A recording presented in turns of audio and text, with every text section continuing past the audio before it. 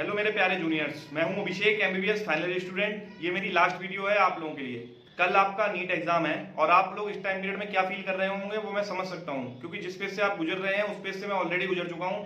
तो मैं जो आपको टिप्स देने जा रहा हूं, अगर आप उन्हें फॉलो करेंगे तो आप एग्जाम में काफी अच्छा परफॉर्म करेंगे और आपके सिलेक्शन होने के चांसेस काफी ज्यादा बढ़ जाएंगे। सबसे पहली टिप जो आती है वो आपको देखिए, इस टाइम पीरियड में कुछ भी एक्स्ट्रा करने की जरूरत नहीं है। आप सिंपली आप जो पहले से पढ़ चुके हैं उसी को पढ़ते रहें, उसी को रिवाइज करते रहें और कुछ भी इस टाइम पीरियड में नया ना करें, क्योंकि आप नया पढ़ेंगे तो आपको एंजाइटी होगी तो आपका माइंड काम नहीं रहेगा, माइंड काम नहीं रहेगा तो आप अच्छे से पेपर नहीं दे पाएंगे।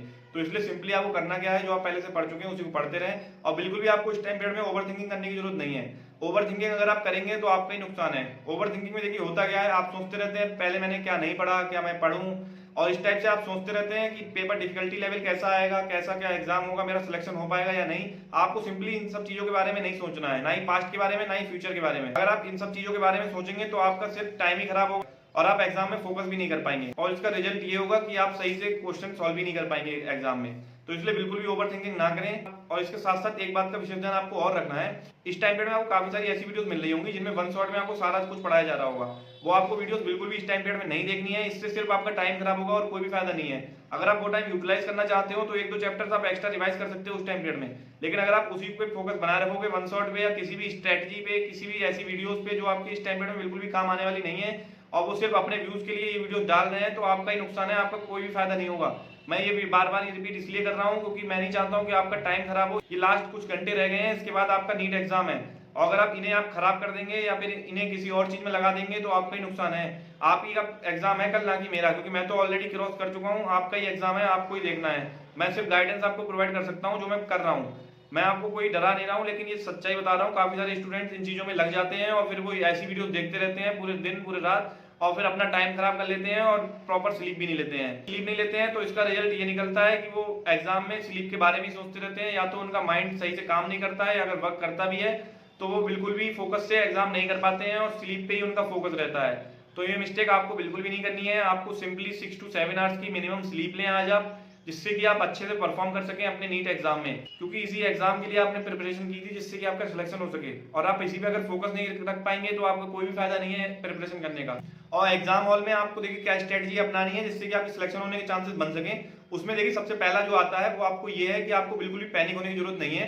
जैसे ही आपको क्वेश्चन पेपर मिले आप उसको कामली रीड करें। उसमें जो इजी क्वेश्चंस हैं जिसमें आपको 100% कॉन्फिडेंट हो, पहले आप उनको करें, जिससे कि आपका कॉन्फिडेंस लेवल बिल्ड होगा, और कॉन्फिडेंस लेवल बिल्ड होगा तो आप डिफिकल्ट क्वेश्चन भी इजीली सॉल्व कर लेंगे। सेकंड चीज ये है, अगर क्वेश्चन पेपर आपको डिफिकल्ट लगे तो सबके लिए सेम है, ना कि आपके लिए अलग से क्वेश्चन पेपर आया है। तो डिफिकल्ट होगा तो वो सबके लिए देखिए डिफिकल्ट होगा, और अगर इजी होगा तो वो सबके लिए इजी होगा। तो आपको बिल्कुल भी इस बारे में नहीं सोचना है। और नंबर थर्ड चीज ये आती है कि आप ओवर थिंकिंग के चलते लास्ट मोमेंट पे आंसर चेंज कर देते हैं, जिसका परिणाम ये निकलता है जो आपके आंसर सही होते हैं वो बाद में गलत हो जाते हैं। तो आपको देखिए पहले डिसाइड कर लेना है, जो आप 100% कॉन्फिडेंट हो उसी पे आप पहले टिक करें, और बाद के लिए क्वेश्चन आप छोड़ दें जिस पे आपको डाउट लग रहा हो, उनको मार्क ना करें, जिससे कि आप अच्छे से पेपर दे सकें और आपका फोकस उन्हीं क्वेश्चन पे ना रहे। क्योंकि आप अगर उन्हीं क्वेश्चन पे फोकस बना रखेंगे तो आपका और भी जो आगे क्वेश्चन है वो भी छूट जाएंगे। टाइम लिमिट उसमें लिमिटेड है, तो आपको उसके चलते इसका ध्यान रखना है, जिससे कि आप क्वेश्चंस आसानी से सॉल्व कर सकें और सभी क्वेश्चंस आप देख सकें, और जो भी आप मार्क करें उन्हें मार्क करें। ये भी नहीं है कि आप सारे मार्क करके आ रहे हैं, उससे और भी ज्यादा नेगेटिव मार्किंग होने के चांसेस रहते हैं। आपको जो भी क्वेश्चंस आ रहे हो पहले आप उन्हीं को मार्क करें, उसके बाद लास्ट में आप डिसाइड कर सकते हैं कौन से आपको और मार्क करने हैं, और ऐसे करते करते आप एट द लास्ट जो आपका टारगेट है उसको आप अचीव कर लेंगे और आपकी सिलेक्शन होने के चांसेस बन जाएंगे। थर्ड चीज आती है, स्टूडेंट्स ऐसी वीडियोस देखने लग जाते हैं जैसे कि कट ऑफ काउंसलिंग वीडियोस। ये वीडियोस सिर्फ व्यूज के लिए इस टाइम बनाई जा रही है, आपके एंजाइटी का फायदा उठाया जा रहा है, क्योंकि उन्हें मालूम है कि आपको इस तरीके से अगर वो बताएंगे तो आप और ज्यादा देखेंगे और आप और ज्यादा शेयर करेंगे।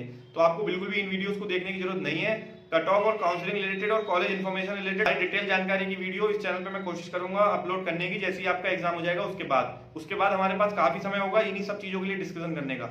अभी आपको अपना फोकस स्टडीज पे रखना है, कामनेस पे रखना है, माइंड को काम रखना है, और इसके साथ साथ स्लीप प्रॉपर लेनी है। आप अगर स्लीप प्रॉपर लेंगे तो आपका अच्छे से ब्रेन रिटेन कर पाएगा और आपने जो भी पढ़ रखा होगा वो अच्छे से स्टोर हो पाएगा, और आप जब नीट एग्जाम हॉल में क्वेश्चन सॉल्व करेंगे तो आप इजीली सॉल्व कर पाएंगे। यही मेरी तरफ से टिप्स थी आप लोगों के लिए। बाकी आप लोगों के लिए बेस्ट विशेस हैं, आपको बिल्कुल भी घबराने की जरूरत नहीं है। आप अच्छे से प्रिपरेशन कर चुके हैं, आपके सिलेक्शन होने के चांसेस हैं। आप बिल्कुल भी घबराएं ना, फोकस बनाए रखें अपना, और अपने माइंड को काम रखें और स्लीप प्रॉपर लें। बाकी बेस्ट विशेस हैं आपको नीट 2026 एग्जाम के लिए कि आपका सिलेक्शन हो सके और आप जो भी मेडिकल कॉलेज डिजर्व करते हैं वो आपको मिल सके। और भी ऐसी नीट अपडेट्स के लिए सब्सक्राइब करें इस चैनल को। मिलते हैं नेक्स्ट वीडियो में।